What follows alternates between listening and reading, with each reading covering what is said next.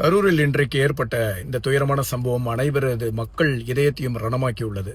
இந்த சூழல்ல கூட திமுக அரசு அரசியல் பண்ணணும்னு நினைக்கிறாங்க. அவங்களுடைய அரசியல் நிர்வாகிகளையும் ஆளுங்கட்சி அமைச்சர்களையும் எல்லாரையுமே அந்த சம்பவ இடத்திற்கு அனுப்பி அங்க இந்த சம்பவம் தமிழக வெற்றி கழகத்தின் தலைவர் விஜய் அவர்களால தான் இந்த மாதிரி ஏற்பட்டது அப்படின்ற மாதிரி ஒரு பொய்யான சில விஷயங்களை ஊடகங்கள் மூலமா பரப்ப முயற்சிக்கிறாங்க. வழக்கு பதிவு பண்ணியிருக்கிறாங்க.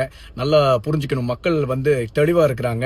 மக்களுக்கு எல்லாருக்குமே தெரியும், இது பர்மிஷன் வாங்கிட்டு நடத்தின ஒரு கேம்பெயின்றது எல்லாருக்குமே தெரியும். இந்த மாதிரி ஒரு நிகழ்வு ஏற்படும் பொழுது இதற்கு முன்னாடி காவல்துறை எல்லாருடைய பிரச்சாரத்திற்கும் எந்த அளவுக்கு கோஆபரேட் பண்ணாங்க, இந்த நிகழ்வுக்கு எந்த மாதிரி கோஆபரேட் பண்ணாங்கன்றதும் மக்கள் பார்த்து கொண்டிருக்கிறார்கள்.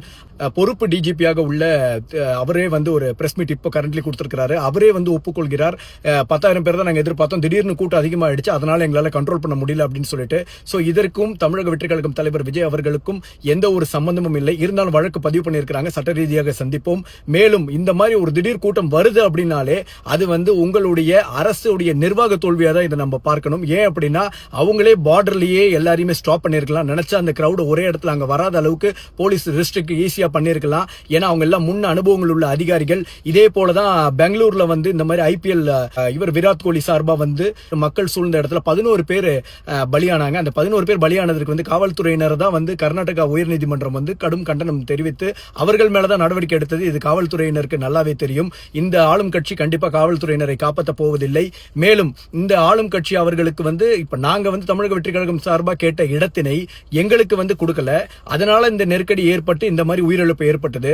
ஆனால் அதே ஸ்பாட்டை திரு உதயநிதி ஸ்டாலின் அவர்களுக்கும் திரு ஸ்டாலின் அவர்களுக்கும் அதே இடத்துல அவங்க பிரச்சாரம் செய்யறதுக்கு அனுமதி எப்படி கிடைச்சது? இப்போ மக்கள் சூழ்ந்து இந்த மாதிரி ஒரு இழப்பு ஏற்படும் பொழுது திடீர்னு இழப்பீடு அறிவிக்கிறாங்க. அங்க போய் சம்பவ இடத்துல போயிட்டு அழுகுறாங்க, எல்லாம் பண்றாங்க. மத்திய உள்துறை அமைச்சகமும் தெளிவா கேட்டிருக்காங்க. இதை பத்தி கம்ப்ளீட் அறிக்கை எனக்கு வேணும்னு சொல்லி கேட்டிருக்காங்க. கவர்மெண்ட் அதை ப்ரொடியூஸ் பண்ணி தான் ஆகணும். உண்மை வெளியே வரதான் போகுது. இன்றைக்கு தலைவர் தளபதி விஜய் அவர்கள் மீது எல்லாரும் சொல்லக்கூடிய இந்த பொய் புகற்றல் இந்த திமுக அரசு மக்களிடத்தில் போய் எந்த அளவுக்கு சேரும் என்பது நம்ம எல்லாருக்குமே தெரியும். மக்கள் யாரும் இதை நம்ப மாட்டார்கள். இன்றைக்கு நடந்த நிகழ்விற்கு தமிழக வெற்றி கழகம் எந்த வகையிலும் காரணம் இல்லை. திமுக அரசு தான் காரணம். ஆளும் கட்சியின் அலட்சிய போக்கு தான் காரணம். காவல்துறையின் அலட்சியம் தான் காரணம்ன்றத இதுல நான் பதிவு பண்றேன்.